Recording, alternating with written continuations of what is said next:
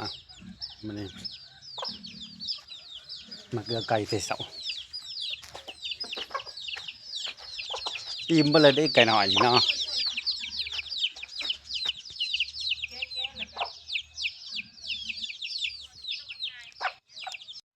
หลังจากเกลือไก่แล้วก็บ่าวแสงสุรินทร์ทีละพ่องก็สิไปกวดแล้วบัดนี้ไปถึงไปน้ำลุงเพิ่นลุงเพิ่นสิพาไปกวดสุขภาพทั้งเมียพร้อมและว่าสิไปผู้เดียวก็คิดทั้งสองคนก็สิได้ไปกวดก่อนในช่วงนี้ก็ทั้งสองคนก็เจ็บบ่ดอยแดดพอดีเฮ็ดหยังก็ยากต้องไปกวดสุขภาพก่อนเตรียมรถ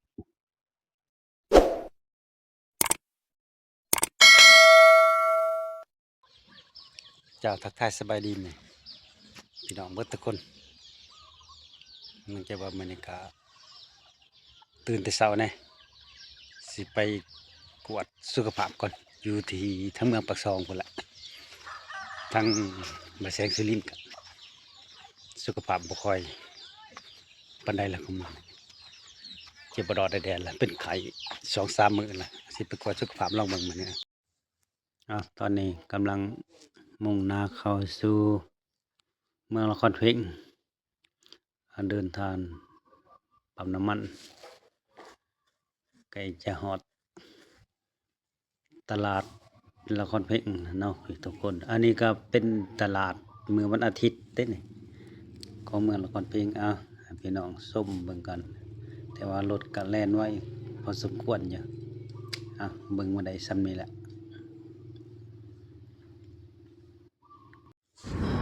กำลังเข้าสู่สวรรค์เขตม่วงสมพรบ้านเซม่วงตลาดผู้ใหญ่สมควรปะสาวขายลายตลาดใหญ่มันมากมายเปลี่ยนซื้อขายเครื่องแนวอยู่แนวกินบ้านก็จะเป็นตลาดใหญ่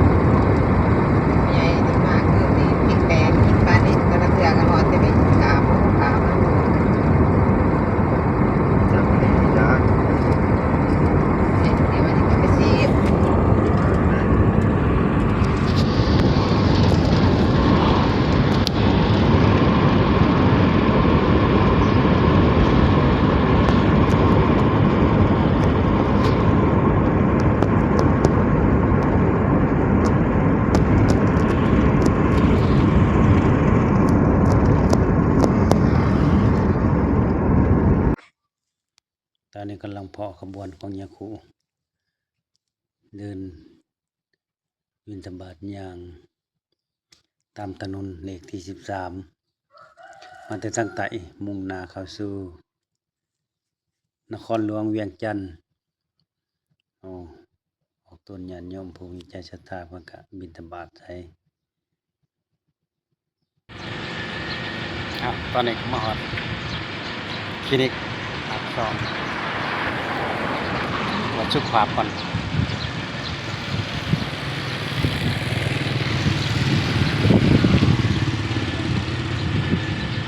เขาคลินิกเพิ่นก็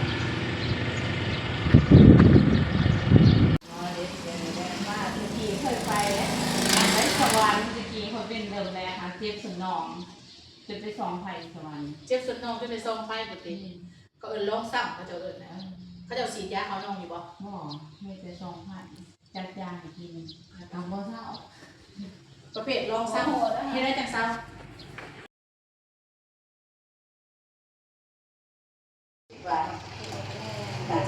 จะหมดลูก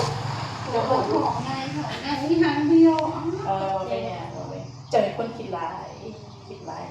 มันก็เป็นใส่ให้กับคิดขึ้น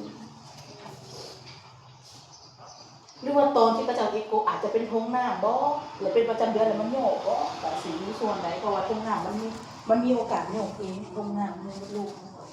ก็เป็นทงฮอร์โมนพวกประเภททงฮอร์โมนเวลาเป็นประจำเดือนแล้วมันก็โยกเอาคือตอนที่ว่าเนี่ยเส้น6 เส้นบ่ได้ทงฮอร์โมนเขาเครียดวันนี้ต่อไปมันก็โยกว่าสิได้ปากไปแล้วว่าสิได้ปากเอาทงหน้าก็ออกแล้วโยกโอ้สุขดีอันนี้บ่ได้มาทาบ่ได้มีทงหน้าบ่มีเขา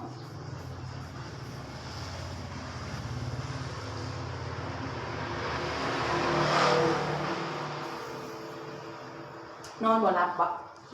หรือว่าหลับอยู่ รับอยู่เวลาถ้าตื่นว่าประมาณ3 โมง นอนจากโมง6 โมงแรงบ่จักนอน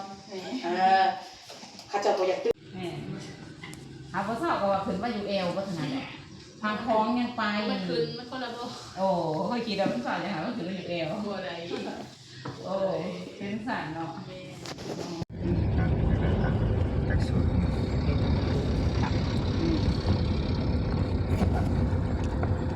เดี๋ยวเป็นลูกขาวกำลังพูดมาหัวหมกเนาะ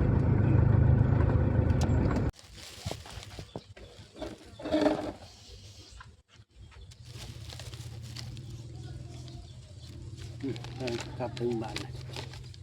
ในช่องยังแต่นี่มันเป็นช่องไหนเนี่ยสลากยาเนาะว่าได้อ่านนี่ควรเลือก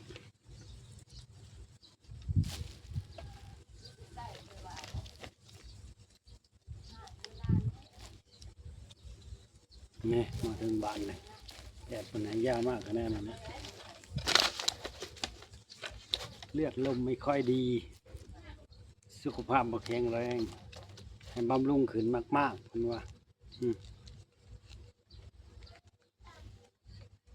จะบำรุง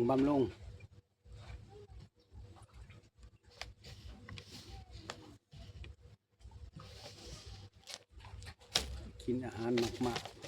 ๆบำรุงเยอะๆมันจะค่อยแข็งแรง